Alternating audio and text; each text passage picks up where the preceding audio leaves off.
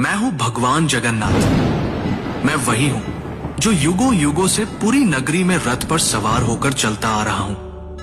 पर आज मैं तुम्हें अपने रहस्य का वो सत्य बताने आया हूं जिसे केवल भाग्यशाली ही जान पाते हैं। लोग मुझे जगन्नाथ कहते हैं, पर क्या तुम जानते हो मैं कौन हूं? मैं वही हूं जो द्वारका में श्री कृष्ण था, वही जिसने अर्जुन को गीता सुनाई, वही जिसने राधा के प्रेम को साक्षात ईश्वरत्व में बदल दिया, वही जिसने अधर्म के सामने धर्म को विजयी बनाया। जब द्वारका का अंत हुआ, मेरा पार्थिव शरीर समुद्र में प्रवाहित कर दिया गया, पर मेरा हृदय, मेरा चेतन तत्व नष्ट नहीं हुआ। वह दिव्य ऊर्जा, वह ज्वलंत आत्मा समुद्र में एक दिव्य काष्ठ, पवित्र लकड़ी के रूप में प्रकट हुई और बहती हुई पुरी के तट पर आई। उसी समय राजा इंद्रद्युम्न ने मुझे स्वप्न में देखा। हे राजन, ये कोई साधारण लकड़ी नहीं, ये मेरा शरीर है, इससे मेरा विग्रह बनवाओ।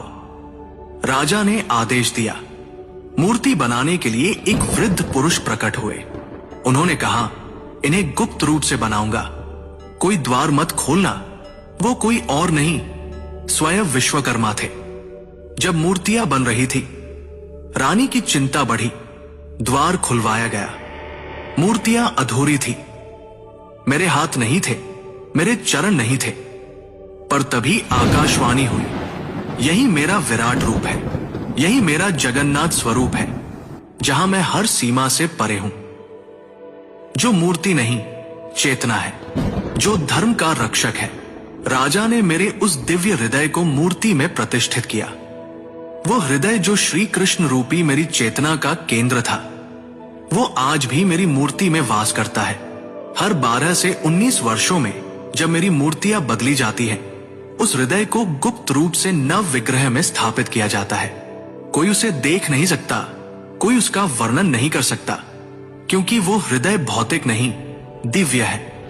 मैं वही हूं जो कृष्ण है, विष्णु है, और फिर भी सबसे परे है।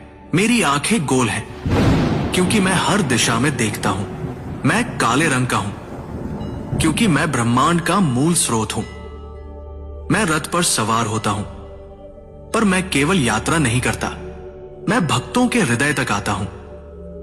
रथ यात्रा केवल उत्सव नहीं, यह संकेत है कि जब जब धर्म डगमगाता है, मैं स्वयं रथ लेकर चल पड़ता हूं। मैं कभी मंदिर में सीमित नहीं था, मैं कभी पत्थर नहीं था। मैं वो हूं जो समय की हर धारा में धर्म का रक्षक बना।